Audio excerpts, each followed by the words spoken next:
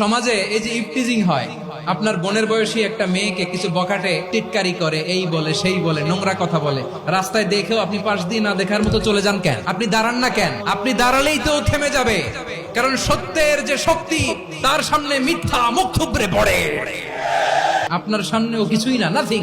আপনি দাঁড়ান, ওকে প্রশ্ন করেন যে আমার বোনকে তুমি ডিস্টার্ব করো কেন? আপনাকে দেখে আরো 5 জন দাঁড়াবে, 5 জনকে দেখে আরো 10 জন দাঁড়াবে। আমাদের নীরবতা আর আমাদের নিশ্চুপ থাকাই জালিমদেরকে আরো শক্তিশালী জালিম বানিয়েছে। টেন্ডারবাজি, চাঁদাবাজি, দুর্নীতি, অপরাধ, দখলদারিত্ব, মজুদদারি, এগুলো সবকিছু একসাথে প্রতিরোধ করতে হবে, ঠিক কিনা বলেন? এই যে নতুন বাংলাদেশের এক সুযোগ এসেছে, আর জীবনে হয়তো আসবে। আসুন দেশটাকে আমরা সাজাই, আসুন আমরা এক দল আরেক দলকে নিশ্চিহ্ন করার যে রাজনীতি, এটা বন্ধ করি। সব দলের প্রতি আমার আহ্বান, আল্লাহর শপথ নিয়ে বলি, এই নাসিহাত গুলো সবার জন্য, সব দলের জন্য, সব মতের মানুষের জন্য। আমরা কোনো দলের প্রতি মানুষকে ডাকি না, আমরা ডাকি ইসলামের দিকে।